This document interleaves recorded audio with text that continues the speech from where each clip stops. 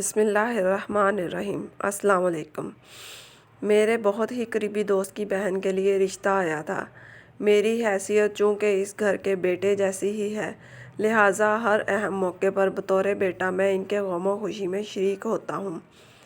بات تو وہاں آنے والے رشتے سے متعلق صلاح و مشورے کی ہونی تھی، پر دوست نے فون کر کے بتا دیا تھا کہ اسپیشل بریانی بھی ہوگی، لہٰذا بعد میں گلہ نہ کرنا کہ بریانی کا بتایا ہوتا تو لازمی آتا۔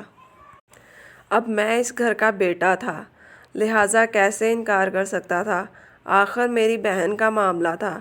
ڈرائنگ روم میں تمام گھر والے بشمول میرے دوست کے ماموں اور ایک دو انجان خواتین بھی بیٹھی ہوئی تھیں، جن میں سے ایک نجمہ نامی خاتون وہ تھی جن کے دوست سے رشتہ آیا تھا۔ لڑکے والوں کے خاندان پر بات چل رہی تھی کہ نجمہ صاحبہ بھرپور جوش بھری آواز میں بولیں، ارے میں تو آپ کی بیٹی کو اپنی بیٹی سمجھ کر کہہ رہی ہوں کہ ذرا دیر نہ لگائیں۔ ایسے لڑکے کا رشتہ نصیبوں سے ملتا ہے، ٹھیک کماتا ہے اور ہے بھی ایک ہی، بھائی بہنوں کی ٹینشن بھی نہیں ہوگی، اور سب سے مزے کی بات یہ ہے کہ لڑکے کی ماں بھی مر چکی ہے اور باپ بھی سمجھو آخری سانسیں ہی لے رہا ہے۔ کسی کی ماں کا مرنا یا یتیم ہونا مزے کی بات کیسے ہو سکتی ہے؟ بے اختیار میرے منہ سے نکلا۔ میں نے نہ جانے کیا سوچتے ہوئے انہیں بیچ میں ٹوک کر پوچھ لیا، حالانکہ ارادہ یہی تھا کہ چپ چاپ بیٹھوں گا۔ نجمہ آنٹی کو میری بات کی سمجھ نہ لگی۔ ساتھ بیٹھے دوست نے میری ٹانگ پر ہاتھ رکھا اور کہا کہ خاموش رہنے کا اشارہ دیا۔ لہٰذا میں نے پھر اپنا فوکس چائے بسکٹ پر ہی رکھا۔ بعد میں جو بھی بات ہوئی مجھے اس کی ککھ سمجھ نہیں لگ رہی تھی، کیونکہ میرا دھیان اس ظالم سنگ دل محفل سے اکتا چکا تھا۔ کھانے کے بعد میں اور میرا دوست باہر نکلنے لگے تو گیٹ پر آنٹی نے پوچھا کہ تمہیں یہ رشتہ کیسا لگا؟ بہترین رشتہ ہے آنٹی، لڑکے کی ماں مری ہوئی ہے، اور کیا چاہیے آپ کو؟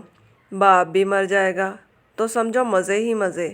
یہ بات میں نے ہر ممکن حد تک طنز بھرے لہجے میں کہی تھی، پر آنٹی جی اتنا اچھا رشتہ ملنے پر اتنی زیادہ خوش تھیں کہ انہیں سمجھ ہی نہ لگی۔ واپسی پر دوست نے بتایا کہ وہ بھی ایک محترمہ میں انٹرسٹڈ ہے، بہن کی شادی ہو جائے تو اپنے والدین کو اس کے گھر بھیجے گا، دعا کرنا وہاں ہاں ہو جائے۔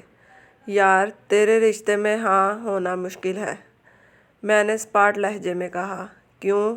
دوست نے استفسار کیا۔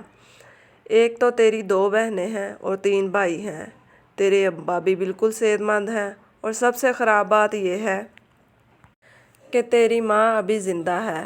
اب ایسی خراب فیملی میں کوئی اپنی بہن یا بیٹی کیوں بیاہے گا؟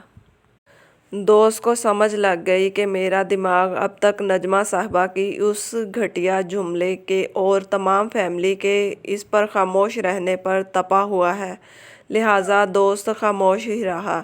اس بات کو 24 گھنٹے گزر چکے ہیں، پر میں اب تک اس گھٹیا جملے کے زہریلے اثر سے نہیں نکل پایا ہوں۔ لعنت ہو ایسے رشتے پر، اور رشتے کے ایسے معیار پر جہاں کسی کی ماں کا مرنا اچھی بات گراد نہ جائے۔ اللہ کبھی کسی کی ماں کو اس سے جدا نہ کرے۔ ماں نہ ہو تو یہ دنیا بھلے تباہ و برباد ہو جائے، آگ لگ جائے اس ساری کائنات کو، اگر اس میں ماں ہی نہیں ہے۔ ہر جگہ ہم لڑکے والوں کو ولن بنا کر پیش کرتے ہیں کہ وہ لڑکی کی رنگت اور جہیز پر بات کرتے ہیں، پر کیا کبھی لڑکی والوں نے سوچا ہے کہ ہر رشتے پہ پہلے لڑکے کی بہنوں کا نہ ہونا اور ماں کا مرا ہوا ہونا، جو انہیں پلس پوائنٹ لگتا ہے، در حقیقت کتنا گھٹیا اور انسانیت پر لعنت کے مترادف ہے؟